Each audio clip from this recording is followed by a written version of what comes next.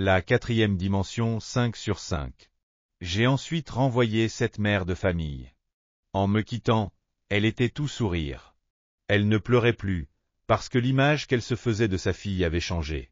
Quelques mois plus tard, un dimanche, elle est entrée en trombe dans mon bureau, accompagnée d'une magnifique jeune femme. « Qui est cette jeune femme ?»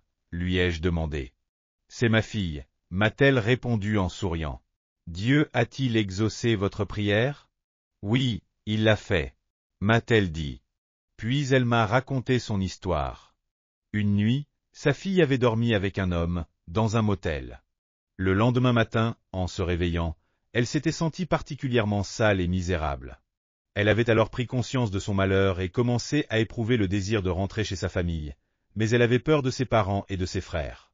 Elle avait cependant décidé de courir le risque, se disant en elle-même « Je vais t'essayer encore une fois, et s'ils me chassent, ce sera la dernière fois. » Elle est donc retournée chez ses parents et a sonné. Sa mère est venue ouvrir. En apercevant sa fille, son visage s'est illuminé. Elle a accueilli sa fille et l'a embrassée en disant « Sois la bienvenue, ma fille. » La fille a été tellement bouleversée par l'amour de sa mère, qu'elle a fondu en larmes. Sa mère avait prié, et l'image qu'elle s'était faite de sa fille en avait été complètement changée. C'est ainsi qu'elle avait pu accueillir chaleureusement la jeune fille et l'avait serrée dans ses bras avec amour.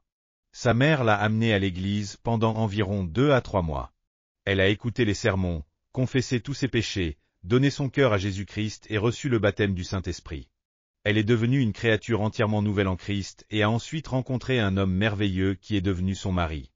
Cette jeune femme a maintenant elle-même 3 enfants, et c'est l'une des responsables de cellules les plus en vue de mon église. C'est une évangéliste zélée.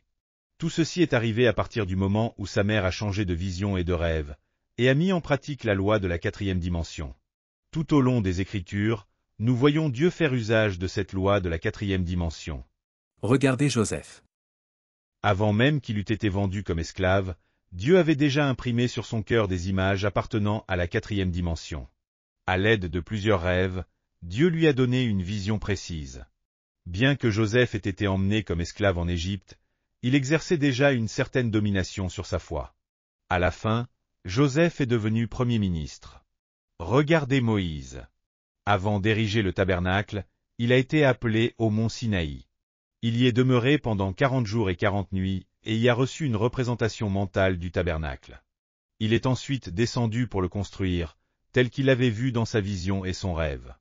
Dieu a également donné des visions à Ésaïe, à Jérémie, à Ézéchiel et à Daniel, qui ont tous été de grands serviteurs du Seigneur. Dieu les a appelés à entrer dans la quatrième dimension et leur a enseigné le langage du Saint-Esprit. Ils ont ensuite prié la prière de la foi. Cela a été également vrai de l'apôtre Pierre. Son nom était, à l'origine, Simon, ce qui signifie roseau. En voyant Pierre, que lui amenait son frère André, Jésus l'a regardé dans les yeux et a dit « C'est vrai, tu es Simon. Tu es le roseau. Ton caractère est changeant, flexible. Un moment, tu es en colère, et l'instant d'après, tu ris. Parfois, tu bois un peu trop, et en d'autres circonstances, tu peux faire preuve d'une grande intelligence. Tu es vraiment comme un roseau, mais je vais t'appeler un roc. Simon, le roseau, est mort au monde, et Pierre, le roc, est vivant. Pierre était un pêcheur et connaissait les qualités de robustesse et de solidité du roc. Dans son esprit, il a aussitôt commencé à se voir lui-même comme un roc. Il contemplait les vagues houleuses de la mer de Galilée frapper un rocher et le recouvrir d'écume. Le roc semblait avoir été conquis. Mais l'instant d'après, on pouvait voir l'eau se retirer peu à peu, et le roc était toujours là. Pierre a répété alors, « Suis-je vraiment comme le roc? Le suis-je? Oui, c'est vrai, je suis comme le roc. » Pierre est devenu un roc solide dans l'Église primitive, mais avant d'être ainsi transformé, Jésus a vu Pierre comme un roc, et il est devenu ce roc. Dieu a changé le nom de Jacob en Israël, ce qui signifie « le prince de Dieu ». Jacob était un tricheur et un trompeur, mais il a été appelé prince. Ce n'est qu'après qu'il a changé. Dans le monde entier, des non-chrétiens s'adonnent à la méditation transcendantale et au culte de Bouddha. Pour pouvoir se livrer à la méditation, il faut avoir un but et une vision claire. Dans la Soka Gakkai, on représente en premier lieu la prospérité, puis on répète certaines phrases, afin d'essayer de développer la quatrième dimension spirituelle de l'homme. Ces gens-là créent. Le christianisme a été introduit au Japon il y a plus de 100 ans, mais les chrétiens ne représentent que 0,5% de la population.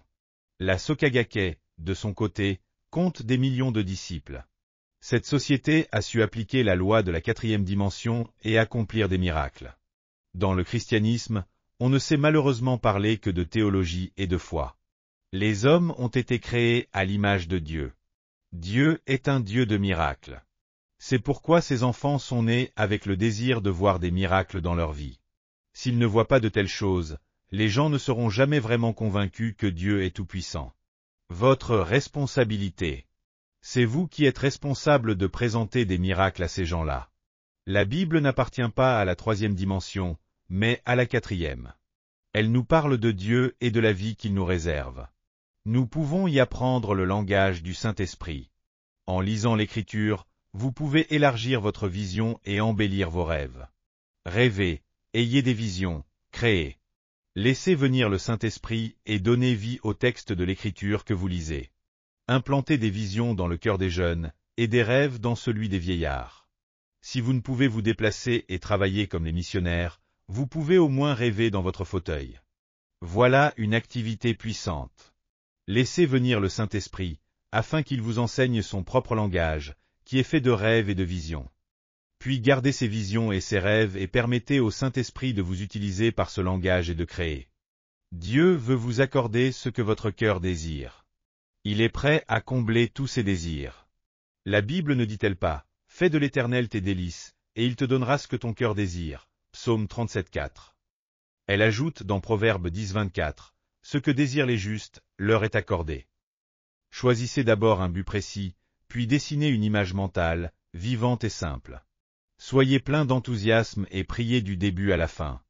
Ne vous laissez pas tromper par les adeptes de la pensée positive, du yoga, de la méditation transcendantale ou de la Sokagake. Tout ce qu'ils font, c'est de développer la quatrième dimension humaine. Ils évoluent donc dans la mauvaise partie de la quatrième dimension. Levons-nous et dépassons en puissance les magiciens de l'Égypte. Les Égyptes de ce monde regorgent de magiciens, mais nous pouvons utiliser nos visions et nos rêves pour servir notre Dieu saint. Devenons des Moïse et allons accomplir les plus grands miracles. Les miracles font partie de la vie normale et habituelle de notre Église. C'est pourquoi, je peux affirmer que l'homme est plus qu'un simple animal. Vous n'êtes pas une créature quelconque, vous possédez, dans votre cœur, la quatrième dimension, celle qui domine sur les trois autres dimensions. Le monde cubique, le monde du plan et le monde de la ligne.